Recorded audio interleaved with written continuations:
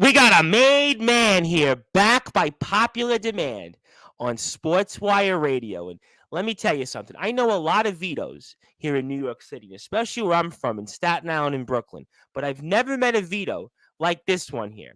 And he's been here before, but he's got even more to talk about here tonight. You've seen him literally all over the world the past several months. He's got title after title. He's beat gentleman after gentleman. He's pretty much done it all, and he's still not even getting started just yet. We're going to see him in some huge places coming up. We're going to talk about it. We're going to catch up. We're going to do everything in between. He needs no further introduction, but because his name is Vito Fratelli and he is a big deal right now, he is going to get that introduction that I think has improved since the last time he came on about 6 or so months ago. So with that,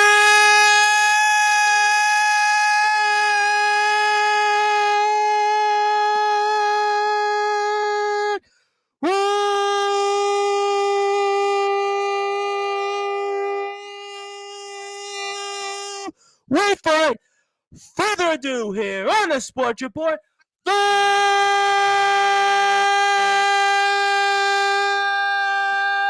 number one global sports show. He's what I like to call the belt collector from Sicily, 275 pounds. Here's the Sicilian powerhouse, Vito Fratelli. The champ is here. My friend, welcome back. Tom, thanks for that wonderful introduction. It's the Sicilian powerhouse, Vito Fratelli, live and in color. I feel like I'm in color because I bought new lights. We got all new stuff here on Sportswire, and I have people that already want to say hello to you. I'm very excited to have you, but I mean, we have to talk, obviously, one of the biggest things that you've done most recently. There's a lot to talk about, a lot to recap, a lot of stuff you've done since the last time you came on, but I was able to watch all the matches that you did a few months back in Mexico. I think you know what I'm talking about here. IWRG winning that Lucha Libre Championship. You win through some real heavy opponents. You win through the runger. And for those that are listening and watching here on Sportswire Radio, the Sicilian Powerhouse, talk about what it meant to you to win that IWRG Lucha Libre Championship. Man, so IWRG, Arena Naucalpan, has been a Lucha Libre arena for over 60 years. So that building has done nothing but Lucha Libre for over 60 years. So there's so much history, there's so much prestige, and literally every single star, every single legend, every single idol that ever came up and down through the Lucha Libre scene in the last 60 years have wrestled in that building, have stepped foot in that ring. And that's actually the building with the finishing scene from Nacho Libre when Nacho fights Ramses. That's the same building. I remember that. Wow, Nacho Libre. That's going back. That's going back to like my teen years. Yeah, definitely remember that. Okay, well, I mean, that's interesting, but I think it was a lot more interesting watching you in the ring, and especially the match against Tenali, where, you know, I don't know if you knew this or not, but there was a spot in the match that it looked like that you were really hurt and you kind of came back up there and you were able to kind of will your way through that match, and there was still a lot of time after that. Do you remember that spot in particular and kind of what happened there? Because you kind of, I guess, went out in the outside. You got hit. You were laying down a little bit on the floor, and you kind of like were clutching, I think, the left side of your head, maybe closer to your eye. And maybe for those that are listening and watching, talk about that maybe and kind of how you were able to kind of will your way through the rest of that match. You're only just getting started there, champ, that night. Yeah, so that first night I had 3 matches as part of Group A in that tournament. And it was Puma de Oro from Mexico, Wesley Pipes from Canada, and in the finals of the first half of the tournament was Tonali. So that was my third match that night. Mexico City wrestling in that championship tournament. And there was a part in the match I got like flagged over the ropes. I was on the outside about to climb up, and he drop kicks me when I'm on the second rope. I fall onto the apron, fall onto the floor, and then he comes with like some big tope dive right after. And that was probably midpoint in that match. And I remember definitely feeling like, man, I'm down, I'm out, and I need to step it up because I might lose this thing. But that was such a crazy experience, like just that whole night. Going through everybody and winning the Group A part of that tournament. I was blown away. I had no idea. I was kind of looking at everybody that was in there, and there's some big names in that tournament. And Tonali, he's like probably one of the best up and coming luchadors from Mexico City. This guy's like going to be a huge star, Yeah, definitely. you know what? The And he's match definitely itself, I mean, it was just I mean, listen, everything you do is phenomenal. I'm not going to just BS you and say, yeah, it was a great match and you've only had one of them. I've watched a lot of your matches the past 9 or 10 months, but, when you're in that moment, and there was still a lot of time in that match, and you do a lot of different things. You're not just a guy that just punches and kicks. You do a lot of high spots. You do sit down power bombs. You do cannonballs. You're a guy that you go in there with. You're gonna go out there and put the work in. I mean, did adrenaline kick in? Did you kind of have like nerves? Was there like almost like a fight or flight moment when you get hit there? That's kind of where I kind of felt. Really, you could have went either way there. Talk to me about that. um, definitely a ton of nerves. Adrenaline is what keeps you going and keeps you getting through it. But I think shortly after that, he hit me with something else. He gave me like a belly to belly suplex into the corner. Yep. He gave me a big belly to belly suplex into the corner. Tried to give me another suplex. I turned it around on him and suplexed him right into that corner. That moment right there, I was like, I need to get back up. Get So back that up. was kind of the moment where it was, you know what? All right, I'm okay now. I was able to kind of come back and go back into my repertoire almost. Kind of fair point there to bring up. Yeah, definitely. And then another turning point. Um, he had me down. I think he gave me like a Death Valley driver. Boom, he has me down. He's going up the top for a top rope moonsault. I Yep. got my feet up, kicked him square in the mouth, busted him open. And then from that point on, I was just like boom, boom, boom. It was like buckle bomb, power bomb, Michinoku I driver, was going to power ask you slam. about that. I was going to ask you about that because when you win the match, and maybe it's because it's obviously the commentators were in Spanish until you got interviewed where it was kind of like half and half. I was kind of almost like waiting for something to happen. And I think you ended it on a sit down power bomb, and it goes 1, 2, 3, and it was like, I guess, were people expecting him to kick out? Like, talk me through that moment. I mean, don't tell me like, oh, you have it all was planned out or stuff like that, but just like in that moment, because like the Mexican crowd is different than anywhere other places I've covered, or even you wrestle in different spots. And I'll get to some of those friends in a second. But I mean, when you 1, 2, 3 goes down and you hear it, were you almost expecting him to kick out? Because I think the crowd was kind of like almost like silent there for a minute. Talk to me. There was it was weird, right? Because like It was like an I'm a awkward bad guy. pause almost. I'm a Yes, bad guy, exactly. right? They don't I'm like aware. me, and I don't want them to like me, right? Um, but like throughout the night, like match after match, they don't have a choice to like react to what's going on and what I'm doing because it was good work. We were putting in good work. Um, but there was some close falls like right before that Yep. like when he had me, they thought it was it. And then I think I power bombed him like twice in a row. And that second one, you're right. It was like that 1, 2, 3, what? Like he and once I got up and we did our thing in the ring, like we got that standing ovation from the crowd that was there. It's funny, and I will get to people, as I know people do want to talk to you. I was kind of like when you shook hands with him and kind of had that mutual respect, because you are a heel, Vito, and kind of knowing you and watching your stuff, I was kind of almost expecting you to like clothesline him and just beat him up like you always do, and it didn't happen there. I mean, like, were you kind of feeling weird in that moment, Vito? I mean, talk to me about that. You know what? Honestly, like being the outside going, he's like,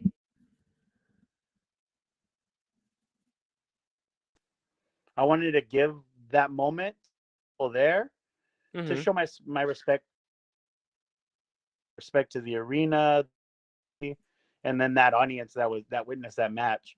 Because honestly, like that was the third match, but out of all the four matches, like that one stuck out. Like that one was the work that we put in was just like it was on point. It was phenomenal. Absolutely, and I do want to get more questions on that, but I want to say hello to some people. I especially want to say hello to a very good friend of mine who knows you. I think he's done a little bit of maybe security and done some other things for the West Coast Wrestling Company, Skulls, the Soul Hunter, aka Kevin Reed. He says, Vito, I can't wait for August the 26th to see a ringside view of you causing mayhem. He also says, what's up? Also says you're a well-rounded wrestler. I want to say hello also to a very good friend all the way in Australia. He's up at 1:13 p.m. his time. That is Mr. Ace Reed of the Wired Up podcast. And Ace is tuned in here. And also another gentleman who I'll probably get a question from in a little while, Mr. James Taylor, the Nemesis, who, by the way, would be a great podcast for it because he's a wrestler also. He's out now for New South Pro Wrestling, got 41,000 subscribers on YouTube. Nice. So, James Taylor, get on it and go message Vito Fratelli on Instagram and Facebook. Make this happen. But I'm curious because you wrestle 3 intense matches, and it's not easy, especially in that environment in June. It's one thing with the style you do to wrestle 25, 26 minutes, whatever it was. I think the match with Tonali was 27 minutes. Yeah. You know better than me. It probably feels like 3 hours. So how are you able to kind of compose yourself throughout that night and wrestle 3 separate matches? I'm so curious because I have a lot of wrestlers here that are tuned in, I know. And I'm curious, how do you do that and pull it off? You know what? Honestly, like there's no way to explain it. Like it was pure adrenaline. Like that was the third match, and like you said, we went like 27 minutes, and I'm wrestling in Mexico City. Mexico City is high elevation, so if you know, high elevation is like that much harder to work in and go, and we went. Like I wanted that match to stick out, and I made sure I put the work in to make it happen. Well, you definitely did that here and some, and you win that. And obviously, it's been a pretty much a bang up year. And let's also talk about what you did this past weekend. And obviously, August the 12th, VWE, you're a reigning defending champion there. And I think I saw a promo where somebody was calling you out there on YouTube. And I mean, talk about what happened at the last show, obviously, for those that haven't got a chance to watch it in VWE, and kind of where do we go from there before I get to some other interesting notes that you have coming up and have been a part of? So VWE, it's a promotion out here, like Orange County based. Yep. American as well as Lucha Libre. They kind of mix it up, a good hybrid style. I recently won the heavyweight championship from Juicy Finale. Yes. There's a spot, by the way, I'm sure you know about on YouTube with you and him. It's all kind of it's on TikTok. It's like all over the place. There's a spot with like, I think you're in the outside. He's beating you up. I think you like basically on the outside, and it's just like, I don't know what it is, but if you see your name, it coome up. I have no idea why, but it's wow, I haven't seen it. Yeah. Okay, but you won the match though, so that's not a side point. Power bombing him like through like 6 chairs. Yep. Off the second rope. Yep. But I beat him for the heavyweight championship. This last week we wrestled in Heber, California, which is like Imperial Valley area. Yep. And I defended it in a 3-way against Mike Check and Leo Canedo. We killed it. We had a good match. It was a good night, good crowd. It was our first show in that building, but successfully defended that championship that night. Well, you always do good things with that. And I'm curious because we also have coming up August the 26th, the West Coast Wrestling Company. This is a company, obviously, I've done a few different things for in the past after you came on. And what happened with you being suspended? Now I hear you did a promo a few weeks back where Adam Ginsberg, who's obviously the owner of the company, you said a few things here. And I mean, Vito, talk about what's going to happen because I know my buddy Skulls is going to be there. He's been sharing it all over Facebook, this show on the 26th of August. We have to talk about it. I mean, what's going on here, Vito? So real talk straight up, West Coast Wrestling Company. Yes. I had the Wild Card Championship. I was defending it. They were just throwing people at me. Some guy, some veteran, old school cat, he came in, he got the best of me that night. 1, 2, 3, got the win. In like after intermission, they're talking about the next show. They're talking about the card from the next show. and they mentioned that wild card title snapped. That wild Mm-hmm. card title, if I'm lost the belt, I should be getting my rematch. And they had no mention about any rematch for the wild card championship. So I went out there. I got in there like figures face, Benjamin Thomas, pushed him around. Adam Ginsberg was out there, the owner. He tried to pull me, like, push me aside. And I bipped him. I bopped him. I punched him up, beat him up, slashed Vito, him. when you punch, I don't think people are getting up. I know you a little while now, Vito. And they had to like send 4 guys out of the ring to take me out. And they kicked me straight out of the building. As I'm leaving, like Benjamin Thomas is yelling at me, "You're suspended indefinitely, blah, blah, blah," and all this crap. It's been a few months, it's been a while. They want to try to suspend me indefinitely. August 26th, I'm not on the card. I'm not on the show. I don't get my rematch, but that's fine because I think I'm going to take a stroll down to Hemet. I'm going to walk in that building and I'm going to take back what's mine. So are you saying, Nobody wait, stop me. time out, Vito, time out. Let me get this straight. You're Vito Fratelli. You're all over the place. You got these titles after titles out there. You're wrestling star after star. We just spoke about what happened in June in Mexico, where you win the Lucha Libre Championship there. You mean to tell me, after holding the wild card title, right, for all these months, that you A, don't get a rematch, and then B, you're not even on the card, and even further, C, you have to pay for and buy a ticket to show up? Did I get this all straight, Vito? I ain't buying no ticket. That's for damn sure. Okay, I'm walking all right. in the building and taking what's mine. And somebody wants to try to stop me, that's fine. Somebody wants to get in my way, that's fine, because it's not going to happen. I'm not going to take no for an answer. I'm walking in there without a shadow of a doubt. I might be an unwanted house guest, but I'm going to show up. I'm knocking out that door August 26th. Now, Vito, I may not be smart at many things. I may not be good at many things. But if I was a businessman, right, and I look at the West Coast Wrestling Company, which we can follow on Instagram, certainly at the West Coast Wrestling Company. Check them out on Facebook. I know my buddy Skulls is going to be there. But for business, after all you've accomplished, wouldn't it be best for business to have Vito Fratelli on this card no matter what? No? Am I missing something? Hey, I see it the way you see it. You want to talk about best for business? I damn well agree. But they want to throw this suspension at me. They don't want to give me my championship rematch. Ginsberg wants to get in the way. If Ginsberg wants to try to stop me that day, he's more than welcome to. But the same thing's going to happen before. He's going to be laying in the middle of the ring, laid out, knocked out, and no one's going to stop me. That's it. Well, I'm certainly not, and I think a lot of people here aren't, but let me get to some more comments here. Skulls wants to say that, he's staying out of Vito's way. That's the best advice Skulls has ever given to anybody here. Also, I want to say hello to Bully Zone Live. Vito making moves, whether by choice or force. You got that straight. Forget about it. I can say it because I'm from New York, so I can really say it the real way. Forget about it. Forget about it. I'm not a Vito, but I certainly can do it. I want to say hello to another world champion here from the state of Michigan. He's the ROEW and CBW champion. The wild card Jason Storm just celebrated a birthday here recently, and he says, "Evening, gents." But, I'll come back to the West Coast Wrestling Company in a second. But, somebody out there put a comment just now that I had heard something about, and I had saw it on the Wrestling Warzone Facebook group page.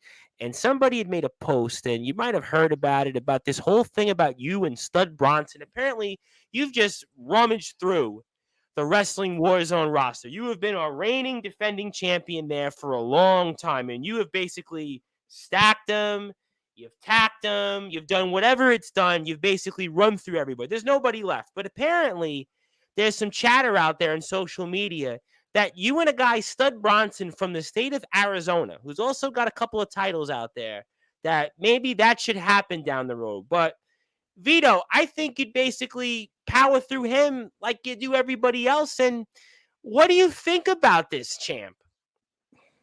So check this out. WWZ, this SoCal revamp of it. Yes. I've been their champion for a year. I remember when we had you on, you had just got the title. You got the title, what, 4 months or 5 months prior to when you came on? So it's about a year, just about. Yep, I remember that. And I've been going to different shows and doing open challenges down in like that San Diego area. Yep. Everybody's stepping up. Everybody wants a shot, but I'm still the WWZ heavyweight champion. So they want to throw a picture of Stud Bronson. He got I the looked couple at Stud belts. Bronson, Vito. I looked at Stud Bronson, right? And I looked at you. And I've seen you, and I've seen who you've basically gone toe to toe with. And I see this guy. Now, no disrespect to Stud Bronson, but I mean, you're the Sicilian powerhouse. You've literally gone in there with guys who are legitimate lucha libres. You've gone in there with WWE champions in the past, WWE superstars, MLW world champions, and beat them in many cases. And this guy, Stud Bronson, we're supposed to believe. I mean, I love Daryl Johnson. Daryl's been a big supporter of mine, but we got to do better than this, Vito. You think? Hey, competition is good. And if Stud wants to step up, if Stud wants to get in the ring, if Stud Bronson thinks he's a real stud, he'll find out. The WWZ champ's going to show him what a real stud is. And you know Well, what, Tom? Like, I will run through him. I'm not, without a shadow of a doubt, I'm going to run through him. But let him get a shot. Let him get his 15 minutes. I don't know if he can last 15 minutes in the ring. Listen, 15 minutes with you in a match. I mean, listen, what you do in the ring. I mean, I don't know if that could certainly last. But, I want to ask you a question. I'm going to come back to some of the current events. And I know I have a bunch of wrestlers and aspiring wrestlers here. And I might have asked this to you before, but I'm asking in a different way because I have some guys like James Taylor, for instance, who's just made his way to the Indies. Jason Storm has kind of had about 8 or 9 months experience, come a long way. Skulls is back training. I think he was doing some different stuff out in the Midwest. But do you have any advice for any aspiring wrestlers or wrestlers who are in the independents right now that are listening? Do you have any advice for them? Man, don't stop working. Don't stop working. Get as much work as you possibly can, especially if you're just getting started within your first year. Work everywhere. Work anyone. Like, get your name out there, and to the best of your ability, every time you get in the ring with somebody, pick up something from that experience. Whether it's knowledge, whether it's how to do this, how to do that. You can always pick apart somebody's strengths and bring that into into add that tool to your toolbox. Vito, I know you a while now, and I had you on, I guess, whatever it was, 6 months ago, whatever it was. I lost count, right? But is it fair to say you've done a lot in the last 6 months? And I'll certainly come back to some stuff. We'll promote stuff here. Obviously, there's a lot to talk about, no question. And I'll try to get it to be respectful of your time. But do you feel even in the last 6 months, Vito, that you've kind of like maybe even learned things or done a lot from where you were 6 months ago? I remember talking about you and saying, we're on the cusp.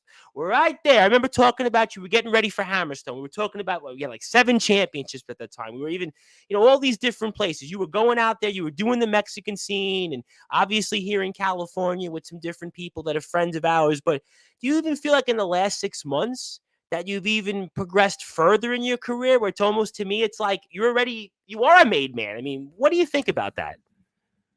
I think yeah, definitely this last 6 months, this last like year as a whole, I felt like the year before, like 2021, I was like, oh, this is it. Like, I peaked, this is the top. And then 2022 happened, and it was like opportunity after opportunity. Like you said, like former WWE superstars, lucha libre legends, like top independent talent, and being able to work with these guys, like not just once, not just twice, but like multiple times within the last year, within the last 6 months. Like, it's just not stopping.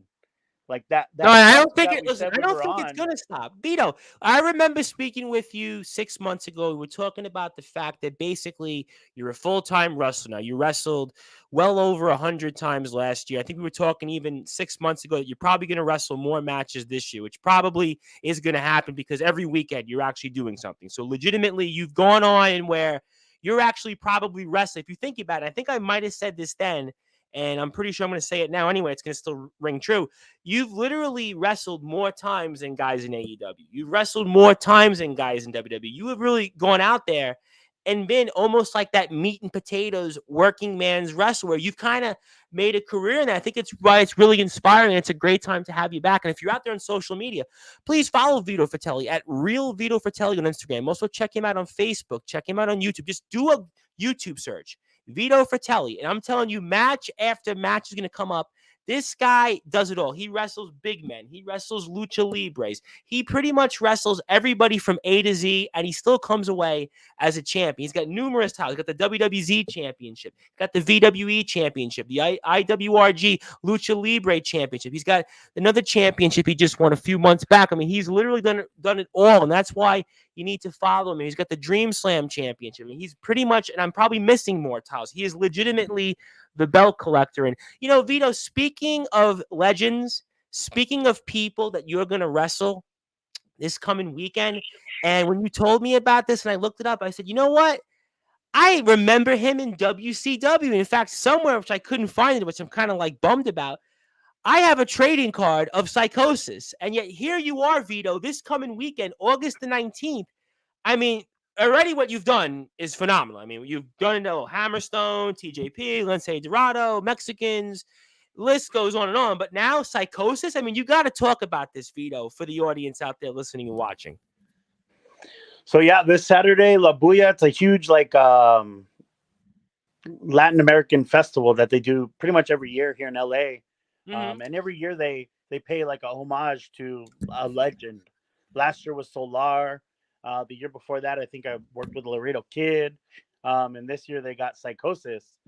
Psychosis is one of those guys who's made everybody else look 10 times better than they are. Sure. Even like that Rey Mysterio induction speech by Conan, he gave Psychosis his props. I remember that. Yep. Because Psychosis is the guy that was helping carry Rey Mysterio through all these matches, through all these times, and to, blow up the way he did. So it's definitely an honor stepping in the ring with a legend like that, with somebody that I look up to and I have respect for. But at the same time, it's like, there's that other side of me that's like, I need to make my name through his name. I need to go out there and kick his ass and rip his mask off and, do it all. And tell me your thoughts on this. See, I see this differently than when you wrestle Hammerstone, you wrestle TJP, you wrestle Lince Dorado. These are in a way like your peers. They're your peers, basically. They're basically in the same circuit. You see these guys, especially Hammerstone and TJP. It's almost like you guys do a run of different promotions. But when you wrestle Psychosis, it's almost like this is your life flashing before your eyes kind of moment. What do you think about that? Definitely. Like, it's crazy because we watched him as kids, like we watched 100%. I remember watching him on Nitro Saturday night. I remember watching him on WCW Thunder. I mean, that was that whole era. Juventud Guerrero, Chavo Guerrero, Eddie Guerrero, God rest his soul. Certainly Rey Mysterio. I mean, that was the whole thing. La Parka. I mean, that was revolutionary. If you think about it today, right, that stuff is probably more revolutionary than almost anything that might have came out of the 90s. And yet he's still here. And you're wrestling him, Vito. You are wrestling him. It's crazy. And that's real. Like, independent wrestling now has such a lucha libre influence. Like, every independent worker has a little bit of lucha in them. They throw the rondas, the head scissors, the super kicks, the topes. Those high-flying, high-risk moves. Well, think about this, and I've had you on before. Every wrestler that I've interviewed, whether it's in England, whether it's in the U.S., Australia, whoever I've interviewed throughout my career, do you know that the majority of the influence it's usually Eddie Guerrero, Rey Mysterio. That's a big guy, and that's a small guy, and a guy like you who kind of works the varying styles. What that tells you that the influence there is just really, like, I think it speaks for itself. Definitely does. And like Psychosis, like you mentioned, Juventud Guerrero. The juice. I just worked with Juvi in March in Tijuana at the Crash. And like LA Park, La Parka, I've wrestled with him like 3 times. I wrestled with his kids like 2 or 3 times as well. In TJ and in Los Angeles, in Laguna Hills. Like, I've had run-ins with all those guys. And like this time for Psychosis, it's another notch. It's another one of those guys I watched on TV, another one of those legends, and it's another opportunity for me to step up. Well, you definitely will do that. Let me get to some more comments here because people do want to talk to you. I want to say hello to Daniel Banner, who's out there in England, who's up at 4:30 in the morning. He had made his own debut over in GT Ministries. He was in a Rumble there. He says hello. He says thank you for the advice. Skulls wants to say when Adam Ginsburg comes out, keep an eye out for Brandon Stafford. You ever thought on that, Vito? Brandon Stafford? Hey, Stafford wants to get involved. That's fine. That's fine. He can't stop me. Ginsburg can't stop me. They can't stop me together. If anything, that's just going to piss me off more. Well, yeah, and I don't want to piss you off, and that's why I want to move on and talk about another big show coming up the following week. We're at the 27th of August. I mean, it doesn't stop. And for the audience out there listening and watching, let's obviously talk about it. What can we expect from you? August 27th, I'm wrestling for RGR Lucha Libre. They're doing a big show in Carson, California. And they're bringing a group in from Mexico City, from IWRG. The I don't know how to say it right. Porqueros Extrema. They're like the Extreme Pigs. It's 4 dudes. Yes, I saw there was like 4 of them, right? Yep. Pig masks. They're big as hell. They're like all. I don't think any of them is like under 350 pounds. They're big dudes. They're on the way. So now let me get this straight because I find this fascinating, and I'm glad we're going to speak about this. And I want to speak about the August 20th show in a second. But you're a big guy to begin with, but yet these guys are going to be almost like contemporaries in some cases, maybe even bigger than you. So do you work differently in this case? Does the style change for what you want to do, or do you expect kind of a different type of match? I mean, talk to me about that. I find that fascinating. Definitely have to adapt, right? A lot of the times, not always, but a lot of the times, I'm the bigger man in my match. Absolutely. I'm the bigger guy. When I'm smaller, I'm going to have to be faster. I'm going to have to be more agile, more athletic, bring out some of my more flying stuff, more flashy stuff, just to get them off their feet. But at the same time, like these pigs, like they fight dirty. They like to make people bleed. They like to fight throughout the crowd. Like that's their thing, like extreme. So I definitely see this match going more towards that side. Like it's going to be I think it's going to be a bloody mess. I'm sure it will be, but you said something interesting, and I want to go back to it because I obviously speak to so many different wrestlers at this point. And you say, okay, maybe I have to try a spot in the match or try to get them off their feet a little bit. But is that something where you have to pace yourself a little bit if you do it? Because obviously you don't want to all of a sudden, put everything out in the kitchen sink, which is for you, I know, saying a lot, but I would kind of feel like that you have to pace yourself differently in a style like that if you're going to try to do something that you normally don't bring out. What's your thoughts on that? Definitely a pacing is a piece of it, but I think it's more about the timing. The timing has to be right for whatever that is, maybe it's a high risk. Maybe it's something, like I said, a little more flying, a little more flashy. Like it's all about the timing because the timing is everything. I throw that out there and, crash and burn. I'm going to put myself in a worse place than I was before. All right, fair enough here. And I want to say hello to somebody that's telling me that they were here and then they left. They're trying to come back in. That is Anastasia Riznia, also from California, from San Diego. And I hope that she would come out to one of these shows because I'm pretty sure she actually knows where the West Coast Wrestling Company also is. And also, Skulls would like to say it's ruthless aggression like in the ring. Okay, that's a good way to put it. But, interesting. I want to come back to August 20th. And you're tag teaming with Shamu Jr., somebody I think I've actually seen before in the ring, against Ray Leone and Vioso Jr. And talk about what we're going to see, another Lucha Libre type match. And what can we expect here from you? That's another match that I'm sure we're going to see a lot of stuff that you normally do, Vito. Yeah. So, like, my partner Shamu, he's been wrestling, I think, like 26 years. Yeah, I definitely have seen him. I've definitely seen him before on TV for sure. He's been around for quite some time. And he's part of this like group in LA. They call them the LA fuckers. Like that's just what they're called. And they come that's interesting. That's interesting. I'm gonna plead the fifth on that comment, Vito. Right. And with Valioso Jr., he's a youngster. Like this kid's like 18 years old. Mm. I've wrestled his dad many, many times, Valioso, and his dad actually went back to Mexico and he came. So he's kind of trying to make his way into the scene out here, doing his thing, working with people like me, and getting his chops in. But he's a good cat, small but fast, effective. And Ray Leon's been killing it on the lucha libre scene, like everywhere, Atlanta, Colorado. He's all over the country. He's all over Mexico, Acapulco, Mexico City. He's been around, so he's definitely, like, I would say,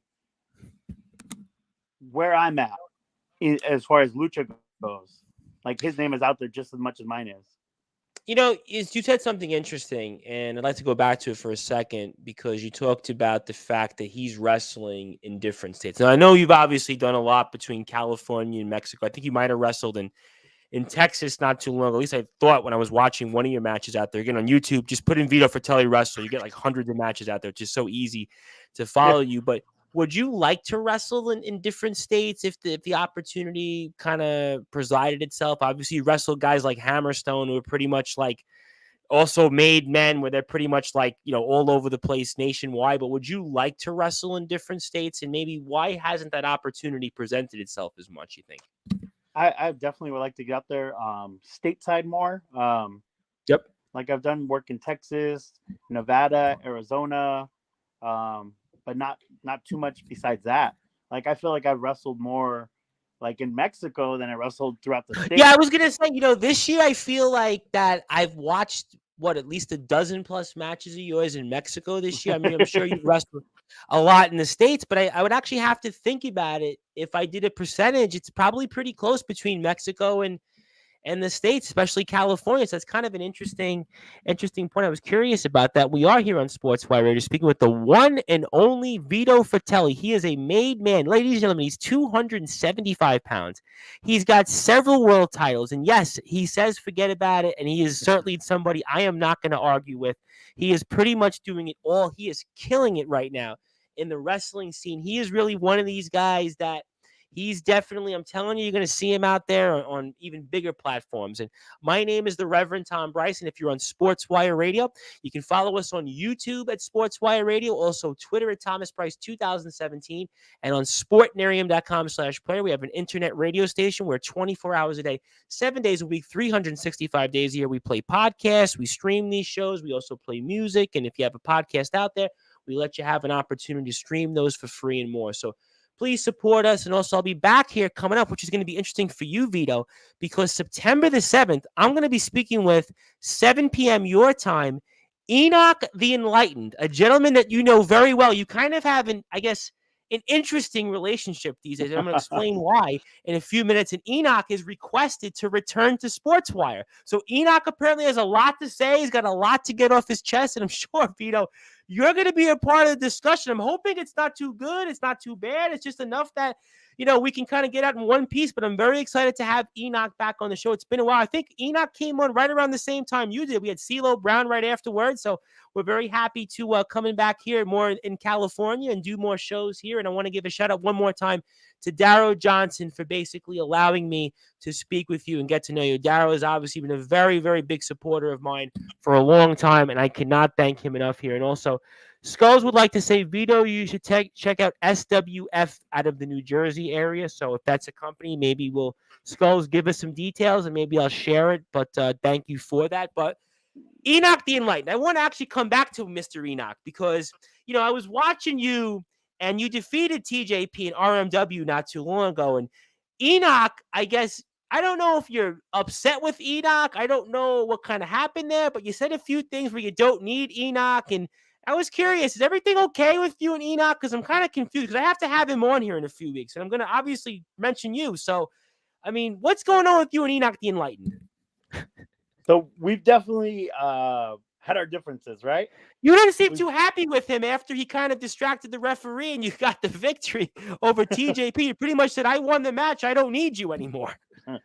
We've worked together on and off for quite some time now. Throughout Cali throughout different promotions. Seen him in a lot of locker rooms. That night, I asked him to come down. I'm working with TJ Perkins, be in my corner, kind of back me up. And although he helped me out, at the same time, the whole point was like, I beat TJ Perkins. I get a title shot at Super Astro Junior for RMW. So I beat TJP, right? 1, 2, 3. Yep. I don't need a manager anymore. I got what I wanted. That's what you said. You pretty much said that that's it. And you kind of like Enoch. He got put in the sharpshooter there by TJP, and you kind of left him there hanging pretty much. Thanks, no thanks. Sorry, not sorry. Okay, so I guess then I might have to ask Enoch, and actually somebody actually tells us right now Enoch needs Vito. So I guess maybe there's a point because you are basically the meal ticket. You are the guy that keeps Enoch relevant and Enoch out there in these different places, these different spots. So is there something to what Bully Zone has to say here, you think? He definitely needs me a lot more than I need him. Well, I certainly am not going to disagree with that because you're Vito Fratelli, and I'm not going to certainly argue with that. And Skulls wants to tell me the owner is Rob Fury, and Tommy Dreamer wrestles there from time to time. Well, Tommy Dreamer wrestles like literally like 2 times a day at some point. I don't know how he's still basically wrestling. So thank you for the details on that. But speaking of let's come back to RMW because you've had a really interesting run there in RMW because you wrestled Lince Dorado.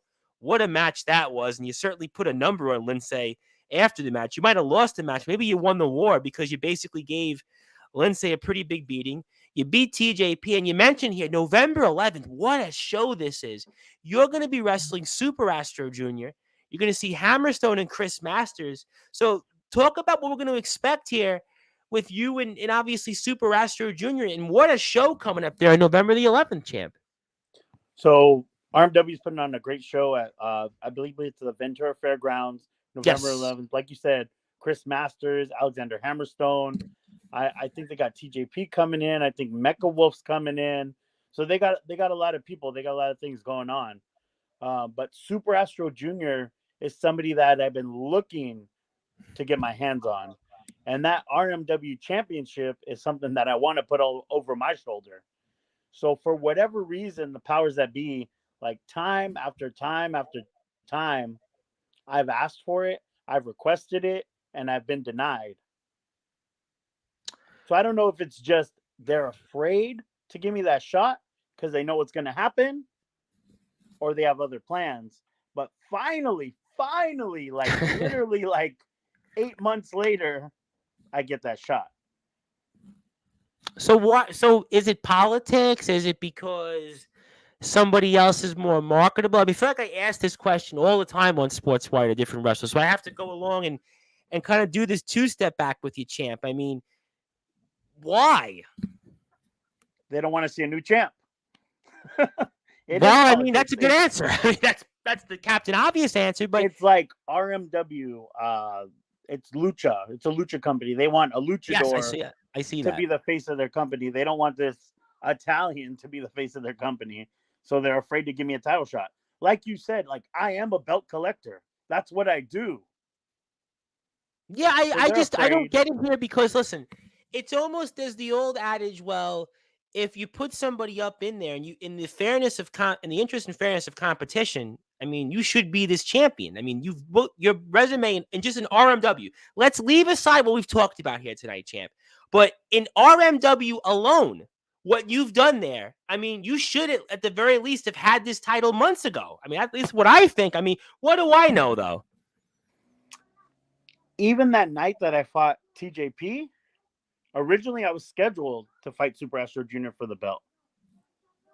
So this is delaying the inevitable. So I get this. This is delaying the inevitable. Basically, it's going to happen. It's just for whatever reason, somebody doesn't want it to happen, but it's going to happen. That's the way I see it. Yeah, and like the show before that, it was Lince Dorado, and that might have been like a little roadblock. But previous to that, like me and Super Astro, we touched like twice in different 6-man tags. One of them, my team won. One of them, his team won. Yep. We were supposed to have that match. I end up working Lince. Lince beats me. I end up working TJP. I beat TJP. So, I mean, it's time. It's time to do this thing. It's time to have that championship on the line. It's time for RMW to stop giving excuses, and it's time for me to come home with a new belt.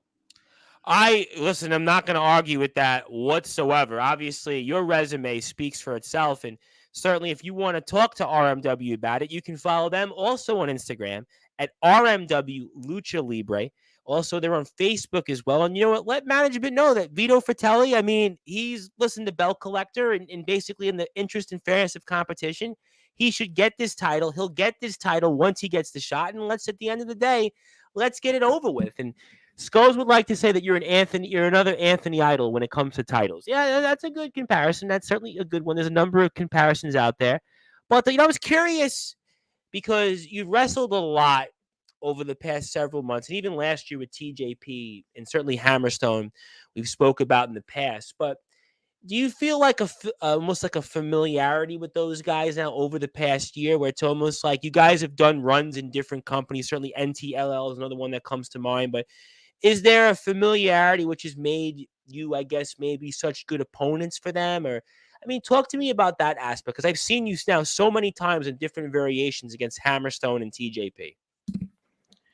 I think, yeah, definitely like working with somebody over time will give you a familiarity, but at the same time, like that first time needs to be like together, needs to be on point. There has to be magic that first time to make every other time better or make it great. Because you can go out there with somebody for the first time and it's it's okay. You know, it's not that great match, that back and forth competition. But with those kind of guys, for me, that's my time to step up. For me, that's my time to show what I can do. That's my time to say, hey, they're the best in the world and I can hang with them. You know, I have some wins over them. They have some wins over me. Championship, no championship, steel cage, street fight, whatever it is. Like, we've done it all. 6-man tags, 5 ways. Like, we've done it all. And every single time I hung in there and I held my own. Oh, you definitely did, and I'm gonna get to those. I have something I'm gonna say. You're gonna probably be very quiet when I bring it up, but I want to go back to something on Hammerstone, at least in the NTL title match. I'm gonna leave aside the outcome and what happened, because obviously I think you guys were, I think you were double counted out. Then it almost seemed like you were counted out when the match went on. There was just something on the outside, if I recall correctly, but I'll leave out who obviously he won, but I'm gonna not talk about it in that context. I'm going to talk about it in a different way. That crowd, when you wrestled him, I know you've been in Mexico. I know you've done, obviously, IWRG. You've got these countless titles. You're the belt collector. And, we're going to talk about, we talked about Psychosis. We're going to talk about more things ahead. But it almost felt to me like I was watching a pay-per-view when you wrestled him for the title. I felt like I was watching something that should have been on my TV, whether it was whatever the promotion it was. And I spoke to you about this at that time. I remember vividly speaking about that. Was that the moment that you felt like, you know what? I am basically of equal to him, and that really he's the one that he needs to really feed off me, because that was a big environment. That felt to me like I was on pay-per-view. Just talk to me about the environment. Don't talk to me about who won and lost, because to me it's irrelevant. What was relevant to me was that match. You guys, it was mano a mano. You could see it. And that atmosphere was very special. Talk to me about those things. It was the perfect storm, right? So we were working together on and off for about a year. It was like Right, and when you had March that to match March. with him, they had the network deal with Reels. So he was on national TV when you had him. That's why I want to focus on this for a second, because he is in millions of homes at this particular time. So you're wrestling him when he's essentially one of the top companies around in all of the United States. And this is what I kind of think added to that moment. Definitely. And for me, like, I wanted to leave it all out there, right? So we did it. Like, we had a falls count anywhere. We Yep. were slamming each other on the concrete, suplex us on the floor, like Death Valley drivers on the apron, power bomb, superplex. Like you said, like we gave it all. And that crowd, from the moment we stepped in the ring, they were so invested in what we did over the last 12 months, into that story that we told and to how we got there, that everything mattered, everything counted. And even if it was a whip to the corner, like they were behind it. You Yep, know, it had that big fight feel, and exactly. I was the guy, the hometown guy, the champ for a whole year. So they don't know, like, is Vito going to be able to beat Hammerstone? Like you said, he's a Well, we million to spoke home. about it here. Listen, He's the I remember. heavyweight champ of MLW at the Yes, time. and I remember having you here, and I remember speaking about this, and I remember actually telling people about you, and I remember telling some of my wrestler friends who were in different places, and I was like, "Listen, this match is a big deal.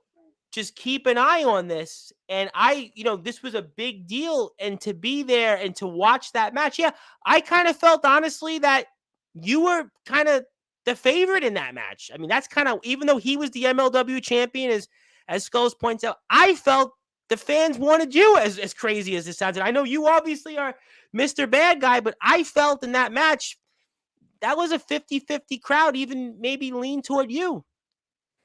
You know what? And leading up to it, like you said, I was the bad guy in it. And I was doing things in that match that they hated, but when something's so good, they have no choice but to cheer for me, to go for me, because I am their guy more than he is. And they wanted to see him beat me, but they wanted to see me beat him just as much. And like you said, there were so many parts in that match that were close, like close fall after close fall after close fall. And I did like this string of Yep. things, like back to back to back to back. And every time got that much closer and that much closer. And that's when they were like really behind it, really behind me. Like you said, 50-50, but maybe leaning towards my side a little. And I have a question from Skulls, because he is referring to when you defeated Anthony Idol. He would like to know, when are you coming back to the EWF? I don't have nothing with them as of now. Okay.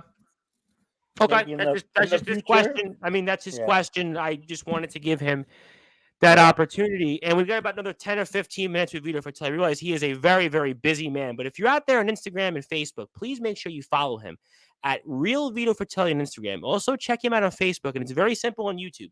Just put his name in.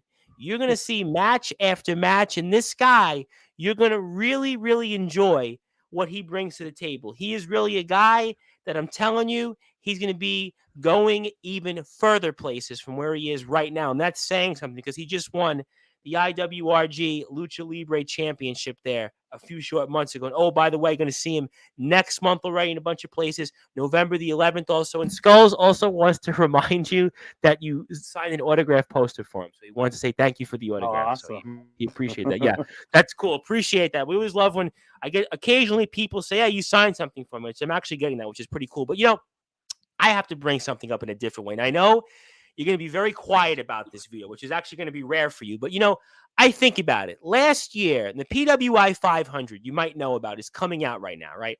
Alexander Hammerstone last year was number 24 in it. TJP was number 140. He was 91 the year before. Flip Gordon was in it last year. You had some experience with him in the ring. He was just outside the top 100. Lindsay Dorado's been in it countless times. And I think about your work, Vito. Now, I realize you can't campaign for something like this. I realize you got to do the right things, and it's not so much about the PWI 500, but every wrestler deep down, guys like you who go on and put kick-ass matches every time you're out there, wrestle overseas, different places, done different things, hold different championships. And I'm going to say it here as the host of the Sports Report and the man behind Sportzwire Radio. And I hope promoters are listening to this. I hope people listen to it when I post this specifically on Instagram, when I tag the PWI 500.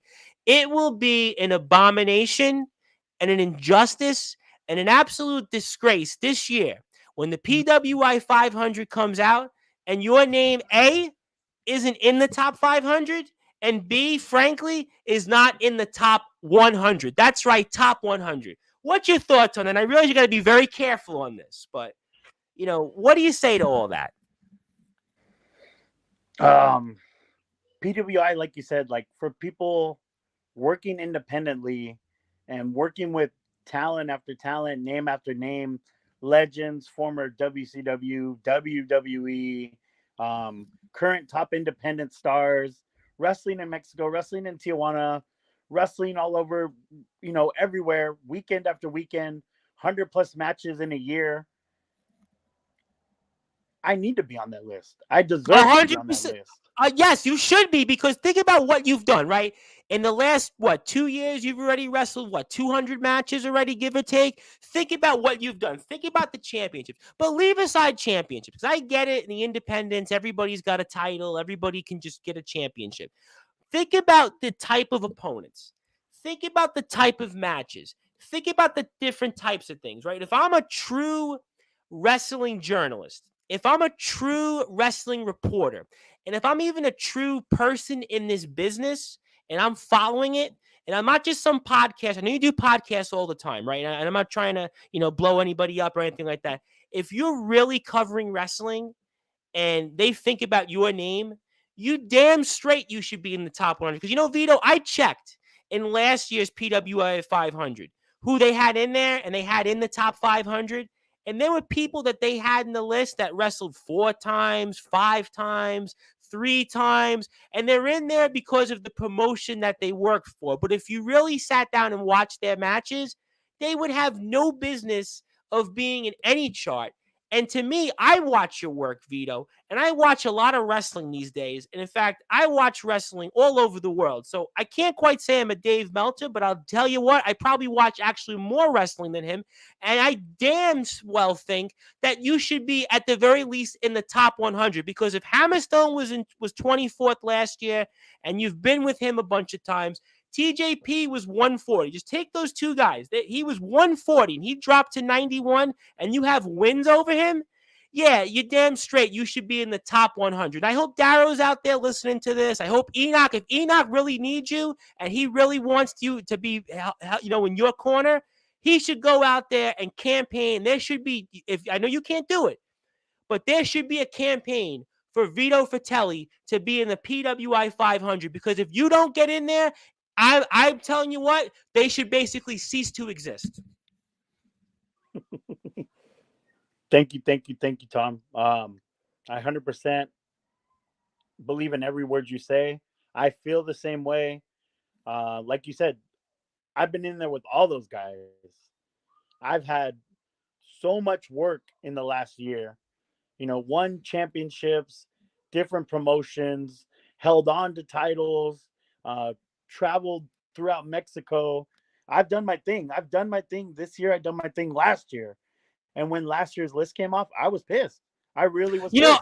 And that's why, and I'm glad that you said that, because when I spoke to you off the air before we came on the air, I didn't want to just ask you and go through the room, because I know you do these podcasts all the time. I know some average guy asked you to come on, but I'm not an average guy, and I'm proud that I'm not an average guy. And I looked at that list and I said, you know what? I don't know if I should ask Vito this. I don't want to get Vito mad. I don't want Vito to not work with different promoters. I don't want Vito to, be able to go to different places because Tom Bryce said something and he's forced to answer that question. I looked at the PWI 500 the last 2 years, and I'm like, where's Vito Fratelli? Legitimately, where is Vito Fratelli? And to me, there are guys on there that they wrestled 10 matches, 15 matches total, and the type of work they put in those matches, it's only because of what? The company they worked for. Whereas I would venture to say, and again, I'm not a mathematician, but in the last 2 years, you probably wrestled a grand total of 2,000 minutes, 3,000 minutes. Who's done that in the last 2 years? Who's done that? And so, it's interesting you bring stuff like that up. CageMatch.net, they have this huge database for matches, statistics, stuff like that. Right. So I know PWI doesn't run calendar year. They run 12 months. I think they did July through September. I was going to say it's September. I remember getting it as a kid. It was usually September or October it came out. Yeah. So the calendar year of 2022, I think I wrestled 108 or 113, like 113 matches. Let's say 113 matches. I was ranked, if you ranked all the 8,000 wrestlers in that database of match count, I was like number 98. It's funny you said that because I would have said probably, my guess was, believe it or not, 81. That was my guess. I would have had you 81 because I would have thought about who was in there, who was kind of in your card, in your scene, and then maybe if there was some guys that worked house shows and major promotions, I would have thought at the very least you would have been in the top 100. So I'm not surprised. I mean, but the point is, if you were 98, right, 98 in the calendar year, how are you not in the top 500? I mean, clearly the people that cover these things, it's not like it used to be. As a kid, I remember reading the PWI 500. And I remember reading it because I would want to see what the cards were in Japan, what the cards were in Mexico, what the house show results were, what the length of the matches was. I remember as a kid, because I'm a real wrestling fan. I'm not just some guy that just wanted to interview you to ask you about WWE dream matches. I remember reading physically as a kid the PW. Yes, I'm old enough to remember reading it. The PWI 500, and it was a big deal to see. I would look for every wrestler on that. And you're the kind of guy, to me, I think it would make your career even further. I know you'll go different places, you'll win more championships, you'll be in there with different guys. But I really think, especially to make the top, not even the 500, but the 100, I really think that's the bouquet of roses that you deserve. That's just me. What do I know, right? I don't know much. I'm not Meltzer. I'm not these reporters, these writers that basically it's a closed door committee. To me, it's almost like in sports when they have a Hall of Fame and somebody who deserved to be in the Hall of Fame, who was on the field and didn't enough in their sport. You're the same thing. And that's just my opinion. That's my 2 cents. You can take it whatever way you want, but that's my feeling. And I'm going to make sure that I get this out there because I really believe that you should be in the PWI 500. I realize your time is precious and you're a busy man. So the first thing I want to do is, before this coming weekend against Psychosis, do you have any words or any final thoughts that you might want to say to him?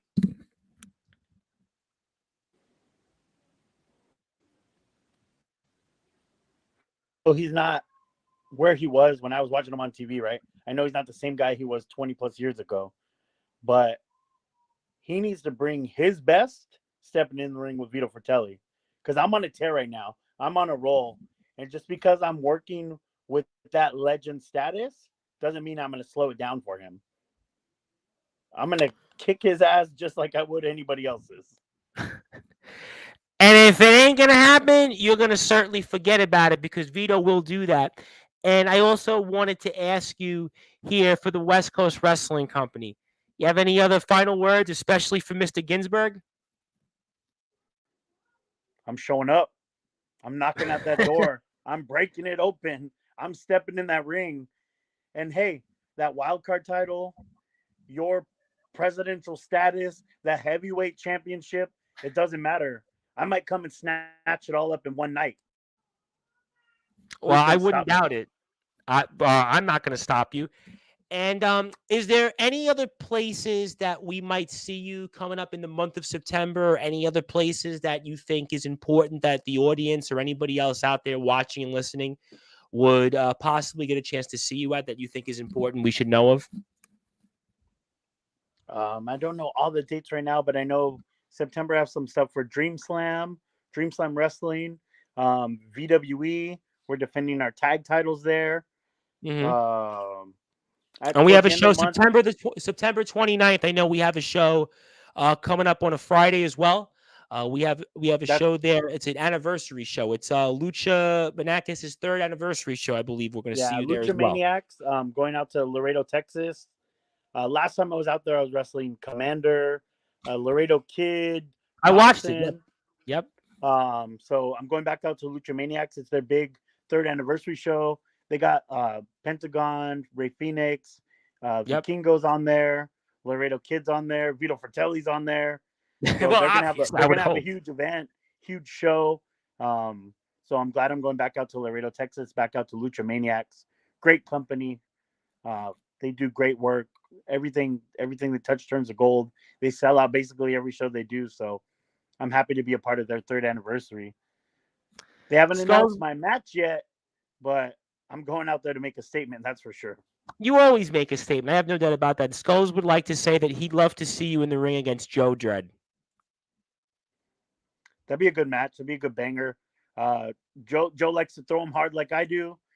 Joe Dredd likes to bleed a little bit. I've I'm not seen really that. for all that extreme stuff, but if he Neither wants to am get I. cracked I in the have head to with be the chair, honest. I am very much. I want to see what somebody has in the repertoire in the arsenal. I want to see storytelling. It's almost like Bret Hart used to use the line, "Wrestling should be like painting a picture." To me, that's what it right? should be. Not about, hey, I'm gonna light tube you and I'm gonna stab you and I'm gonna go in thumbtacks. I mean, it's okay in certain spots, but it really should be about the art of storytelling and the art of doing different things. And I'll ask you two more quick questions. Second of last is, should we see you in Stud Bronson? Do you think that that should be the case, or maybe Mr. Bronson should maybe reevaluate or maybe not consider that opportunity? I have to throw that for Darrow. Hey, he could step up. Like I said before, it's not gonna be that 50-50 Alexander's Hammerstone Vito Fratelli match. No It's gonna be way. like 80-20, 90-10, somewhere I around would those say marks. 90-10 minimum. 90-10. You and Hammerstone to me is like a heavyweight title fight.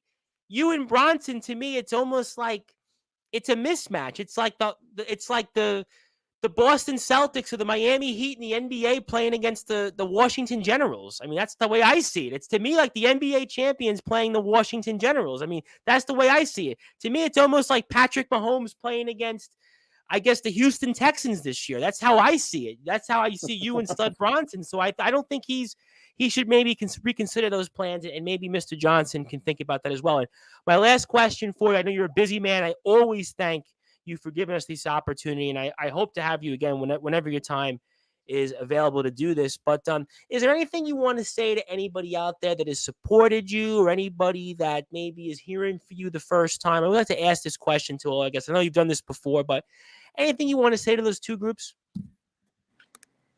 Um, for the people, there's a lot of people that you work with in this business. There's a lot of people that you meet. There's a lot of acquaintances, but there's definitely a small group of friends. There's people that you have common interests, people you bond with, people at your level. And there's been some people in my corner lately, and I definitely appreciate that. I appreciate their support. Always looking out for me, always giving me my flowers, like you said earlier, Tom. Um, things like that mean a lot to me. I try to be as humble as possible. Try to take everything that somebody says positive about me with a grain of salt, even though I shouldn't. But Well, that's why I you know, told you today when we spoke off the air. I'm like, you can answer it whatever the way you want, but I'm going to basically throw this question. That was really the one that I mean, Darrow obviously had a question for me, but that was the one I was waiting on this. I kind of was holding it in my pocket for days, and I'm like, let me do it, because if I don't, I'm never going to get a chance to ask this question. And I know for sure, Vito, you do a lot of interviews, a lot of podcasts. I guarantee you that a single one of them is going to ask you that question. So I appreciate the opportunity. Also, you have a Pro Wrestling Tees page. People can go out there and go buy a shirt, go support this man. And I now give you the floor. I give you some closing thoughts. Anything else you want to plug, share, or say? And I'm so thankful, as always, to have an opportunity with you. And I definitely hope we can do it again. And I thank you out there for providing so much for us true wrestling fans, for everything you do. You were awesome. And you were such a joy to watch in the ring. And I just can't wait to watch more of what you do in the future. And the floor is yours. Anything else you want to plug, share, or say? just everybody that's ever given me a shot, thank you for the opportunity. Being able to do what I do in that ring, being able to work, all the people I got to work with, like every time you step in the ring with somebody new, every time you step in the ring with somebody that has that name, that has that buzz, it feels good. It feels good to get those shots, to get those opportunities.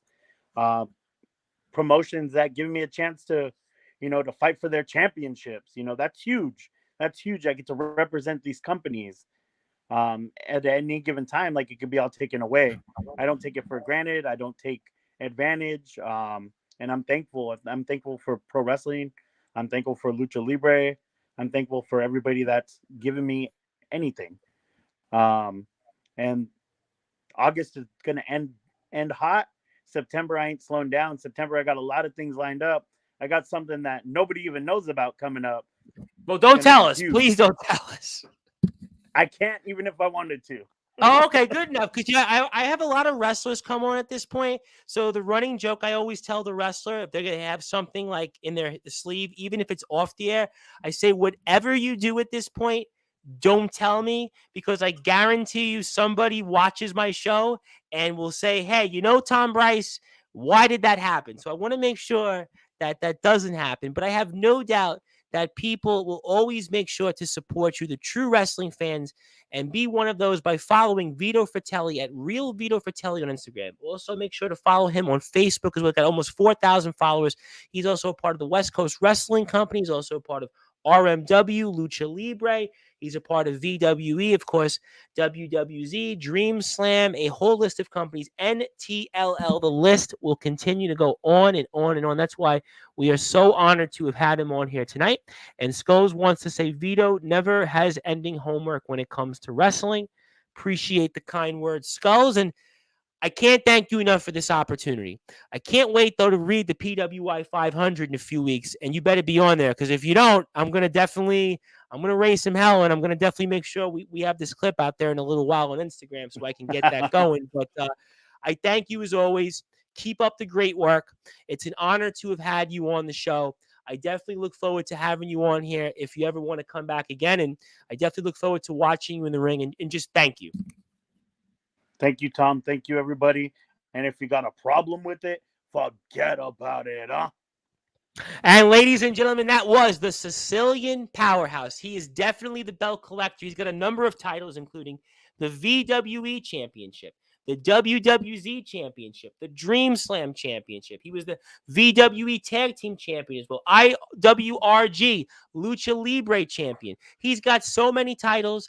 I could list them, and then we go on and on and on. But the most important one is that he is the Sicilian Powerhouse, who is a made man. We're going to see him coming up here in the ring this weekend, August the 19th against Psychosis. August the 20th, also going to be a part of Lucha Libre. Going to see him the following for our friends over at the West Coast Wrestling Company. September dates lined up already as well. RMW November 11th against Super Astro Jr. And he is also going to be somebody we see out there more and more and more, I promise. My name is the Reverend Tom Bryce. If you're on sportnarium.com/player, you go back to your regularly scheduled programming. If you're on Sportswire Radio, I'll be back Thursday with British pro wrestling star Joel Cobra from the Modern Day Mafia. Could be a guy one day, Vito Fratelli, I would love to see in the ring with. I would love to see him in the UK one day. I hope somebody makes that happen. I'll definitely see if I could ask around, but also be there for that as well. And we'll have a special announcement on Thursday's show. But thank you, everybody here. My name is the Reverend Tom Bryce, the man behind Sportswire Radio. Good night, good morning, good afternoon, wherever you are, on the number one global radio station that is Sportswire Radio.